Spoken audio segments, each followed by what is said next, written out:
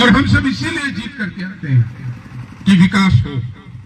और जहां तक सरेनी का सवाल है, सरेनी ने एक नया परिवर्तन करने का काम किया है।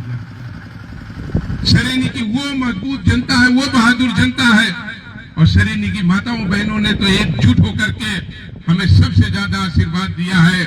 अगर सबसे ज्यादा वोटों से इस ब्लॉक में किसी ने जिताया है तो सरेनी ग्राम पंचायत और कमालपुर के हमारे मनोज पटेल जी, हमारे गुड्डू पटेल जी जो हमारे प्रधान हैं, इन सब ने जिताने का काम किया है। और मैंने कहा इनसे, पवन जी से मैं कल ही कह रहा था कि अब 2-3 सड़कें नहीं बनाएंगे, अब एक एक आपके मोहल्ले को हम गोद लेंगे।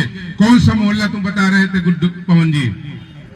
सरेनी में बता रहे थे कि जो सबसे गरीब बस्ती है वहां भी बहुत काम होना है।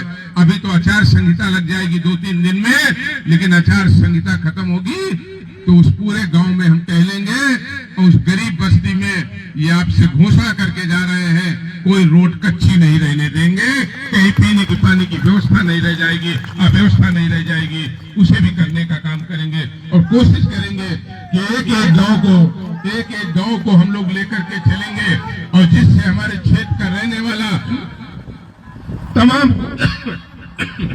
वो गरीब आदमी जिसको बहुत दिनों से विकास से दूर किया गया है, भेदभाव किया गया है, तो कुछ लोग बहुत चिढ़ते हैं जब हम गरीब की बात करते हैं, हम पासी भाई की बात करते हैं, रैदास भाई की बात करते हैं, तो कुछ लोगों को बहुत मिर्चा लगता है। मिर्चा लगने वाले लोगों, याद रखना, तुमको चाहे जितना मिर्चा लगे, मनोज पांडे इन गरीब लोगों का ही पहले काम करेंगे, इन गरीबों को ही पहले सम्मान दिलाने का काम करेंगे। हम इसकी चिंता राजनीति में नहीं करते, इसलिए यही गरीब हमारी ताकत है।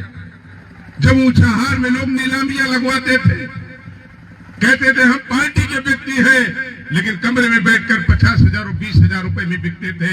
यही गरीब जनता अपने भाई मनोज पांडे के लिए खड़ी होकर के एक बार नहीं 3 बार अगर जिताने का काम किया है, तो ये गरीब जनता का काम है। और इस गरीब जनता का साथ जब तक मनोज पांडे का जीवन रहेगा, कभी इस गरीब जनता का साथ छोड़ने का काम नहीं करेंगे। मैं पुनः अपने सरेनी के भाइयों को बहुत आभार प्रकट करता हूं, और अपने भाई पवन जी को भी धन्यवाद देता हूं। और पवन जी से मैं इस बात का